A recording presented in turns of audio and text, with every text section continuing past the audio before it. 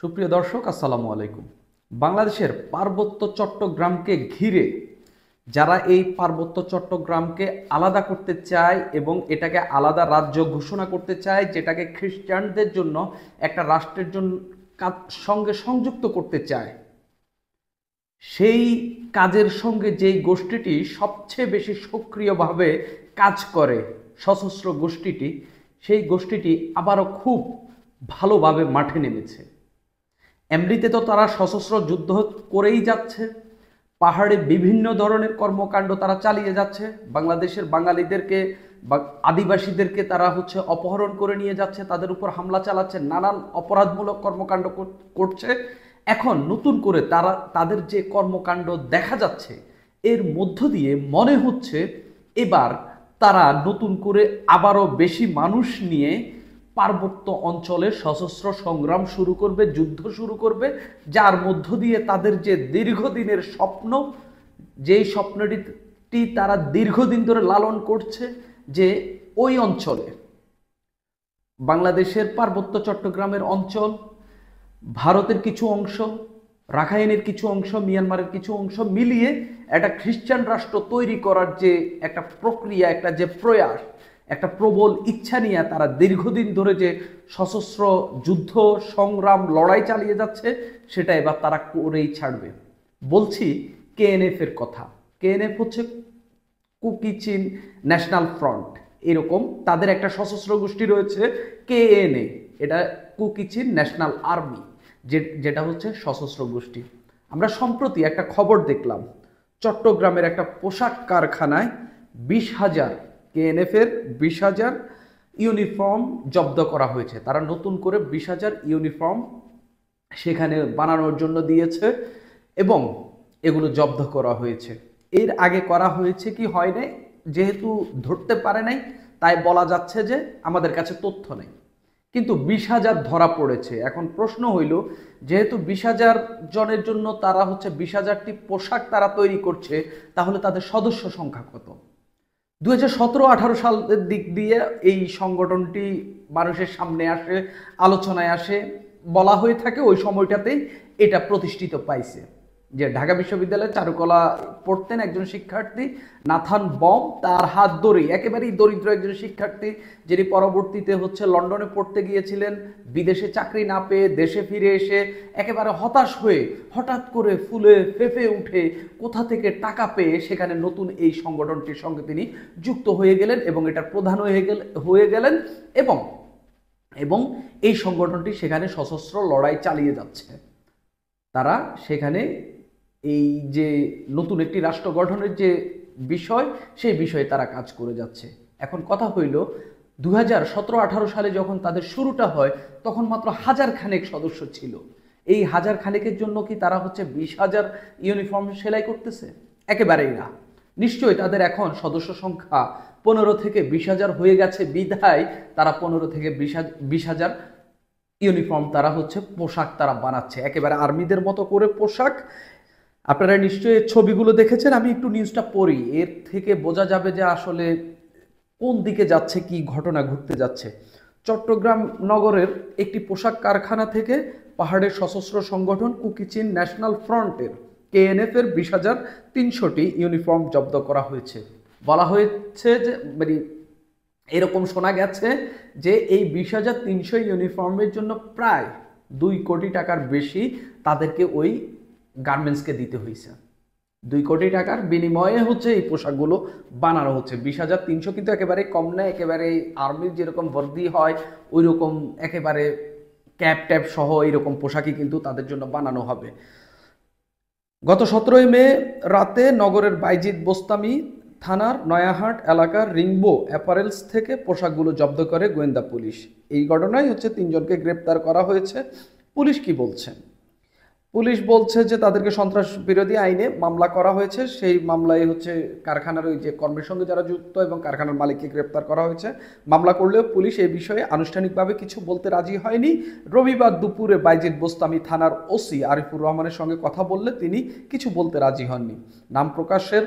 না প্রকাশ করার শর্তে সিএমপির একজন ঊর্ধ্বতন কর্মকর্তা বলেন, আমরা কেএনএফ এর ইউনিফর্মগুলো জব্দ করেছি, সেই সঙ্গে 3 জনকে গ্রেপ্তার করে কারাগারে পাঠানো হয়েছে। ঘটনা যদি গুরুতর না হইতো, একটা কারোর জন্য পোশাক বানানো হচ্ছে এই জন্য গার্মেন্টস মালিককে ধরে নিয়ে আসতো না। ঘটনা গুরুতর বিধায় এর সঙ্গে যারা যুক্ত সবাইকে ধরে নিয়ে এসেছে। এখন যারা অর্ডার দিয়েছেন তাদেরকে পাবেন কিনা সেটাই এখন বড় প্রশ্ন। পুলিশের করা মামলায় গত মার্চ মাসে পোশাকগুলো কারখানাটিতে অর্ডার দিয়েছিলেন গোলাম আজম ও নিয়াজ হায়দার। তারা মংহলা সিং মার্মা ওরফে মং নামে একজনের কাছ থেকে 2 কোটি টাকা চুক্তিতে পোশাকগুলো তৈরির অর্ডার নেন। চলতি মাসে পোশাকগুলো সরবরাহের কথা ছিল। সিএমপির গোয়েন্দা পুলিশের যৌথ অভিযানে 17 মে পোশাকগুলো উদ্ধার করা হয়। মামলায় বলা হয় 580টি সাদা বস্তায় কুকিচিন ন্যাশনাল ফ্রন্টের 20,300 পিস পোশাক বা ইউনিফর্ম পাওয়া যায়। প্রতি বস্তায় 35টি সেট করে, যার মধ্যে ছিল একটি শার্ট, একটি প্যান্ট। নিষিদ্ধ সংগঠন KNF এর সদস্যরা রাঙ্গামাটি, খাগড়াছড়ি, বান্দরবান জেলার বিভিন্ন স্থানে সশস্ত্র অবস্থান করে ভয়ে দেখিয়ে চাঁদা আদায়, হত্যা, অপহরণ, গুমসহ নানান অপরাধমূলক কর্মকাণ্ড করে থাকেন। এখন প্রশ্ন হইল এই KNF-টা কে বা KNA-টা কে? KNF-টা একটা সশস্ত্র সংগঠন হইল KNA, যেটা আমি আগেও বললাম। এটা হচ্ছে আর্মি, সশস্ত্র সংগঠন হইল KNA, কুকিচিন ন্যাশনাল আর্মি। এটাই হচ্ছে মূলত সশস্ত্র কর্মকাণ্ডগুলো চালায়। বলা হয়ে থাকে একটা জঙ্গি সংগঠন পাহাড়ে খুব সক্রিয়ভাবে কাজ করে, প্রশিক্ষণ নিয়ে থাকে, যার নাম হচ্ছে জামাতুল ফিন্দাল আল শারকিয়া এরকম নামের। ওই জঙ্গি সংগঠনের কর্মীরা, সদস্যরা হচ্ছে এই কুকিচিনের লোকদের কাছ থেকে ট্রেনিং নিয়ে থাকেন। কুকিচিন প্রশিক্ষণ বা হচ্ছে তারা অস্ত্র ব্যবহারে, পাহাড়ে লুকিয়ে সশস্ত্র সংগ্রাম, যুদ্ধ চালানোর ক্ষেত্রে তারা এতটাই প্রাজ্ঞ, এতটাই অভিজ্ঞ যে তাদের কাছ থেকে হচ্ছে জঙ্গি সংগঠনের নেতারাও হচ্ছে এই প্রশিক্ষণ নেয়।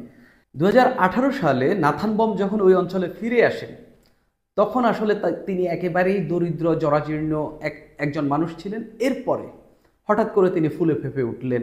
নানান জায়গা থেকে তিনি আর্থিক সহায়তা পেয়েছেন, যার মধ্য দিয়ে তিনি হচ্ছে সেখানে এই একটা টিম গঠন করতে পারেন, যার মধ্য দিয়ে তিনি সেখানে এই যে আলাদা একটা জাতিরাষ্ট্র তৈরি করার যে লড়াই, সেটা যেন তিনি জারি রাখতে পারেন। এখন যেখান থেকে তিনি অর্থায়ন পেয়েছেন, বিদেশি কোনো সংস্থা হোক, জাতীয় কোনো সংস্থা হোক, পাশের প্রতিবেশী দেশের থেকে কোনো অর্থায়ন হোক, যেভাবেই হোক, তিনি হচ্ছে একটা অর্থায়ন পেয়ে সেখানে হচ্ছে অস্ত্রশস্ত্র মজুত করা থেকে সব কিছু মজুত করে তিনি সেখানে তার মতো করে সশস্ত্র কার্যক্রম, কর্মকাণ্ড চালিয়ে যাচ্ছেন। এখন এই কুকিচিনের উদ্দেশ্যটা কি? কুকিচিন যে শুধুমাত্র এই যে আমাদের পার্বত্য অঞ্চলের একটা সংগঠন, এটা একেবারেই না। এটার বিস্তৃতি হচ্ছে মিয়ানমারের রাখাইনে রয়েছে, এটার বিস্তৃতি ভারতের এই যে আমাদের পার্বত্য অঞ্চলের সঙ্গে যে বর্ডার রয়েছে, ভারতের সেই অঙ্গরাজ্যে হচ্ছে এটার বিস্তৃতি রয়েছে, মিজোরামে রয়েছে, মণিপুরে রয়েছে। সেখানে কুকিচিনের সংখ্যা বা কুকিরা মূলত খ্রিস্টান ধর্মাবলম্বী, এদের সংখ্যা দিনে দিনে এত পরিমাণে বাড়ছে যে আসলে যে সেখানে একটা খ্রিস্টান রাষ্ট্র তৈরি করার স্বপ্ন নিয়ে যে তারা এগিয়ে যাচ্ছে, সেটা যে বাস্তবায়ন হতে যে খুব বেশি সময় লাগবে না, এটা একেবারে স্পষ্ট। কারণ তাদের কাছে এখন অস্ত্র রয়েছে, তাদের কাছে এখন জনবল রয়েছে, তাদের কাছে পাহাড়ি অঞ্চলগুলো তাদের দখলে রয়েছে, যার মধ্য দিয়ে তারা হচ্ছে লুকিয়ে, গোপনে, গ্রেপ্তার এড়িয়ে, সব কিছুর এড়িয়ে তারা হচ্ছে আইনশৃঙ্খলা রক্ষাকারী বাহিনীর চোখ ফাঁকি দিয়ে তাদের সঙ্গে পাহাড়ের গহীন বন থেকে যুদ্ধ করে, অস্ত্র দিয়ে মুখোমুখি লড়াই করে তারা টিকে থাকার সেই সব কৌশল তারা অর্জন করে ফেলেছে। এর মধ্য দিয়ে এই যে খ্রিস্টান ধর্মাবলম্বী বলেন, খ্রিস্টানদের এই সংগঠন KNF, কুকিচিন ন্যাশনাল ফ্রন্ট, এরা যে দিনে দিনে বিধ্বংসী হয়ে উঠছে, একটা দেশের জন্য, একটা দেশের সার্বভৌমত্বের জন্য যে এরা বিধ্বংসী হয়ে উঠছে, নতুন করে এই KNF এর এই 20,000 পোশাক বানানো অন্তত সেই বার্তাটাই দিচ্ছে। 2 কোটি টাকা একটা পাহাড়ি সশস্ত্র সংগঠন কোথায় পেল? কে অর্থায়ন করলো? বিদেশি কোনো সংস্থা দিল? বিদেশি কোনো দেশ, বাইরের কোনো দেশ তাদেরকে অর্থায়ন করেছে? মিয়ানমারের দিক থেকে এসেছে? কোথা থেকে? নাকি ভারত থেকে এসেছে? কোথা থেকে এসেছে এই অর্থায়ন? কি আনস্টেবল করার জন্য এই পোশাক বানিয়ে তারা সশস্ত্র সংগ্রামে, সশস্ত্র লড়াইয়ে, সশস্ত্র যুদ্ধে, সশস্ত্র কর্মকাণ্ডে নামছে? এটা বাংলাদেশের জন্য নতুন একটা হুমকি। সরকার, এই অন্তর্বর্তীকালীন সরকার, পরবর্তীতে যেই সরকার আসবে, তারা এগুলো কিভাবে মীমাংসা করবে এটা শুধুমাত্র সরকারই জানে। তবে কুকিচিনের এই ধরনের কর্মকাণ্ড, তারা পোশাক বানাচ্ছে, প্রচুর টাকা পয়সা খরচ করছে, তারা পাহাড়ে তাদের সশস্ত্র যে কর্মকাণ্ড সেগুলো চালিয়ে যাচ্ছে, তারা মানুষকে অপহরণ করা অব্যাহত রেখেছে, সব মিলিয়ে এটা নতুন একটা ভয়ের কারণ হয়ে দাঁড়াচ্ছে এবং এদের সঙ্গে বিষয়গুলো সুরাহা করা, এদের বিষয়ে সরকারের আলাদাভাবে নজর দেওয়া খুবই জরুরি হয়ে পড়েছে। সুপ্রিয় দর্শক, আজ এই পর্যন্তই।